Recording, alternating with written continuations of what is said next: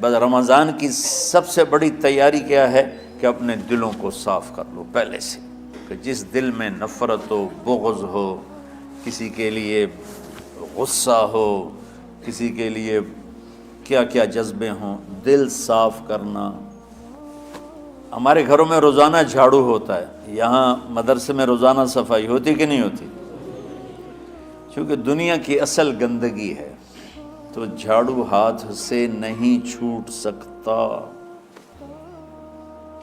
حرم شریف میں دیکھا کیسے چاروں طرف خدام پھر رہے ہوتے ہیں برش لے کر، تو دل پہ غبار ایسے آتا ہے جیسے صحن میں غبار آتا ہے،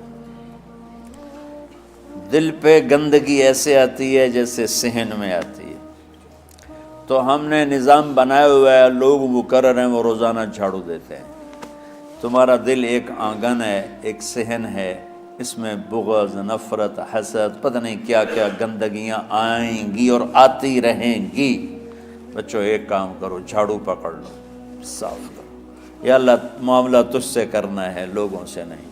کسی نے برا کہا، کسی نے غیبت کی، کسی نے گالی دی، کسی نے دھکا دیا، کسی نے حق مارا، کسی نے کچھ کیا، یا اللہ تیرے سپرد میں نے اپنے دل کو سب سے صاف کیا، میں نے اپنے دل کو سب سے صاف کیا۔ یہ اتنی بڑی عبادت ہے کہ بڑے بڑے نفلوں والے، تہجد والے، حج عمرے روزے والے تمہیں نہیں پکڑ سکیں گے، چونکہ اس کا کرنے والا دنیا میں کوئی نہیں۔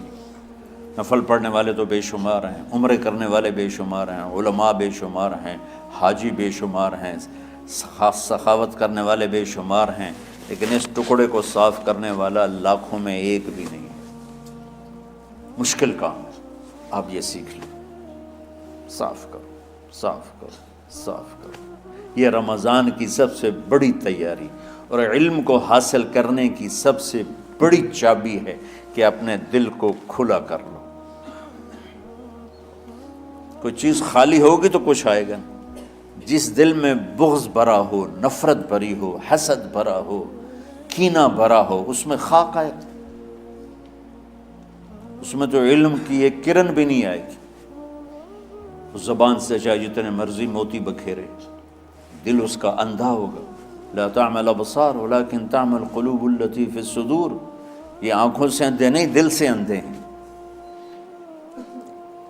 تو بچوں اپنے دل کو صاف کرنا سیکھو۔ وہ کتنی مشہور حدیث ہے، آپ نے کہا اس دروازے سے ایک جنتی آ رہا ہے، تو ایک انصاری صحابی داخل ہوئے، جوتا ہاتھ میں، داڑھی میں وضو کا پانی۔ اگلے دن اس دروازے سے ایک جنتی آ رہا ہے، تو ایک صحابی آئے، ہاتھ میں جوتا، داڑھی میں وضو کا پانی۔ وہی صحابی اگلے دن اس دروازے سے ایک جنتی آ رہا ہے، تو وہی صحابی 3 دن جنت کی بشارت لی۔ اس صحابہ کی جماعت میں ایک شخص ہیں جن کا نام ہے عبداللہ بن عمرو بن عاص۔ ان سے بڑا عبادت گزار صحابہ میں کوئی نہیں تھا، نہ سابقین میں نہ متاخرین میں، نہ پہلوں میں نہ بعد والوں میں۔ ان کی عبادت کیا تھی؟ ساری رات جاگنا، سارے دن کا روزہ، اور ایک ختم قرآن صبح سے شام تک۔ اتنی اللہ نے طاقت دی تھی۔ پھر وہ غلوب والی بات آ گئی، ایکسٹریم ہونے والی بات آ گئی۔ ان کی شادی والی رات حجلہ عروسی میں داخل ہو رہے ہیں، دلہن کے کمرے میں داخل ہو رہے ہیں، اور مصلی بچھا کے اللہ اکبر، اور دیر نفل تے نفل، دیر نفل تے نفل۔ تو ان کی بیگم نے دیکھا تو وہ بھی خیر کا زمانہ تھا، انہوں نے بھی وضو کیا اور پیچھے مصلی بچھا کے وہ بھی فجر تک نفل پڑھتے رہے۔ صبح ہوئی تو حضرت عمرو بن عاص رضی اللہ عنہ نے پوچھا، بیٹی رات کیسی گزری؟ کہا جی ماشاءاللہ آپ کے بیٹے تو بڑے عبادت گزار ہیں، ساری رات نفلوں میں ہی گزری۔ تو وہ ان کو شکایت کر دی۔ حضرت عمرو بن عاص کو اتنا غصہ چڑھا، وہ بیٹے کو تو کچھ نہیں کہا، کتنی حکمت کی بات ہے، سیدھے گئے اللہ کے نبی کے پاس، یا رسول اللہ یہ عبداللہ دیکھیں کیسا نادان ہے، اس کی شادی کی ساری رات نفل پڑھتا رہا۔ تو آپ کہتے ہیں ماشاءاللہ ماشاءاللہ کتنی بڑی بات ہے۔ نفلوں میں گزر گئی، رات بھی نفلوں میں گزر گئی۔ تو آپ نے حضرت عبداللہ بن عمر کو بلا کے ڈانٹا کہ تو نے مہینے میں 3 دن روزے رکھنے ہیں، بس اس سے زیادہ نہیں رکھنے، اور ہفتے میں 1 قرآن ختم کرنا ہے۔ کہا یا رسول اللہ میرے اندر طاقت زیادہ ہے۔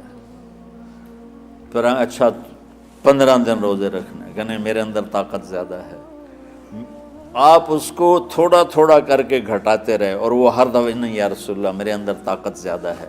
تو آخر میں آپ نے کہا اچھا چلو صوم داؤدی پہ آ جاؤ، 1 دن روزہ رکھو، 1 دن افطار کرو، اور 3 دن سے پہلے قرآن ختم نہیں کرنا۔ تو آپ نے اس کو پیچھے کیا۔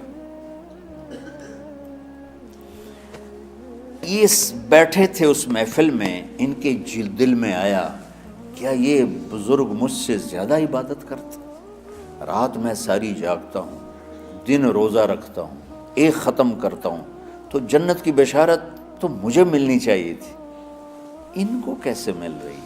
یہ کسی کتاب میں نہیں لکھا کہ یہ ان کا جذبہ تھا، لیکن جو کہ میں ان کی سیرت کو جانتا ہوں تو مجھے خیال آتا ہے کہ ان کی نفسیات میں یہ بات آئی ہوگی، چونکہ صرف انہی کو خیال آیا کہ میں جا کے دیکھتا ہوں کہ یہ بزرگ کیا کرتے ہیں۔ تو ان کے پاس پہنچ گئے، چاچا، ذرا وہ ادھیڑ عمر تھے، چاچا وہ میرے ابا تھوڑے ناراض ہیں، تو کچھ دن آپ کے پاس گزارنا ہوگا، بیٹا بسم اللہ آ جاؤ۔ اب رات ہوتے ہی عشاء کی نماز پڑھ کے انہوں نے جلدی سے چادر اوپر لی اور یوں سراغ کر کے ان چاچے کو دیکھنے لگے ایسے کر کہ اب یہ کیا ساری رات سجدہ کرے گا، اور ساری رات روتے روتے روتے روتے مصلی گیلا ہو جائے گا، یا ساری رات رکوع کرے گا، ساری رات قیام کرے گا، ساری رات قرآن پڑھے گا، اس تصور سے یوں دیکھ رہے۔ اور وہ بزرگ صحابی تشریف لائے، سرانے پہ سر رکھا، اللہم بسمک اموت و احیا، ہو گئے۔ اب یہ دیکھ رہے ہیں ابھی اٹھیں گے، ابھی اٹھیں گے، ابھی اٹھیں گے، اٹھے نا، فجر کی اذان پہ اٹھے۔ اب یہ تو حیران پریشان ہو گئے کہ یہ کیا ہو؟ اس زمانے میں تو منافق تہجد نہیں چھوڑتے تھے ڈر کے مارے کہ پتہ نہ چل جائے ہمارے کفر کا، تو یہ چاچا جنت بھی لے گیا تو ستا بھی پیا کہ چلو کل دیکھوں گا۔ اگلی رات پھر چادر سر پہ کر کے اور یوں سراغ کر کے لیٹے ہوئے اور دیکھ رہے۔ چاچا پھر تشریف لے اور سرانے پہ سر رکھا، اللہم بسمک اموت و احیا، ہو گئے۔ فجر کی اذان پہ اٹھے، یہ اور پریشان ہو گئے کہ میرا نبی کا فرمان تو سچا ہے، اس میں تو شک بھی کفر ہے، لیکن عمل کیا ہے جس پر اس کو جنت کی بشارت ملی؟ 2 رکعت نفل بھی نہیں۔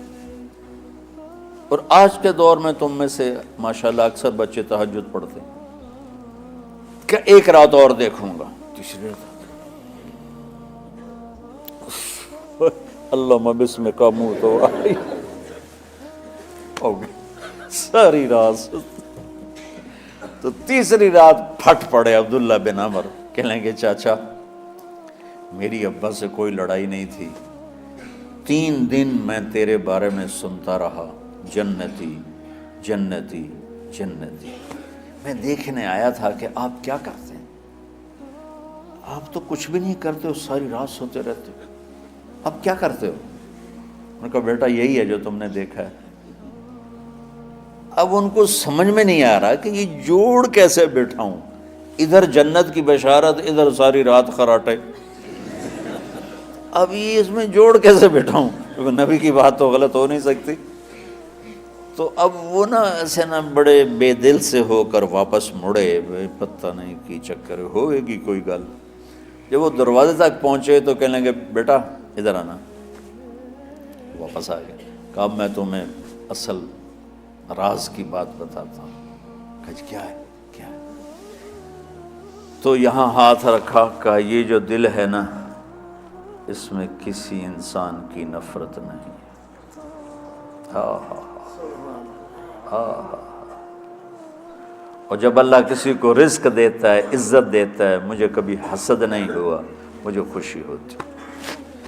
تو عبداللہ بن عمر نے کہنا تھا ہاں یہ بات ہے، نہیں، ان کا ہاذا ہوا، اچھل کے کہنے لگے ہاذا ہوا، ہاں ہاں ہاں ہاں، یہی ہے یہی ہے یہی ہے۔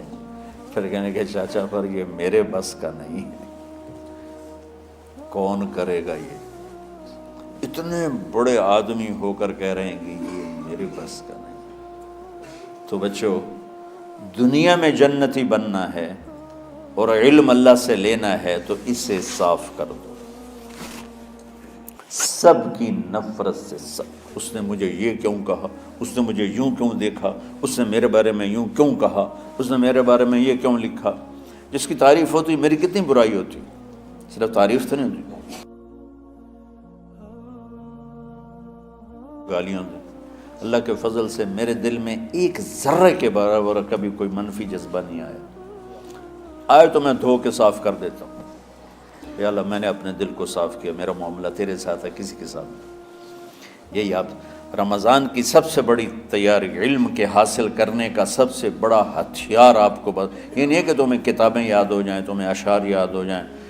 تو ساری امت سے کہتا ہوں رمضان کا استقبال کرو، دلوں کو صاف کر کے، نفرتوں کو مٹا کے، مذہبی نفرت، دنیاوی نفرت، رشتوں کی نفرت، بول چال کی نفرت، سیاست کی نفرت، لین دین کی نفرت، ان سب سے اپنے دل کو صاف کرو تاکہ رمضان میں اللہ نے علم اتارا، اللہ تعالیٰ آپ کو علم عطا فرمائے، اور باقی لوگ جو عام دنیا میں زندگی گزار رہے ہیں ان کے دلوں میں اللہ رمضان کا نور اتارے اور ہدایت کا نور اتارے۔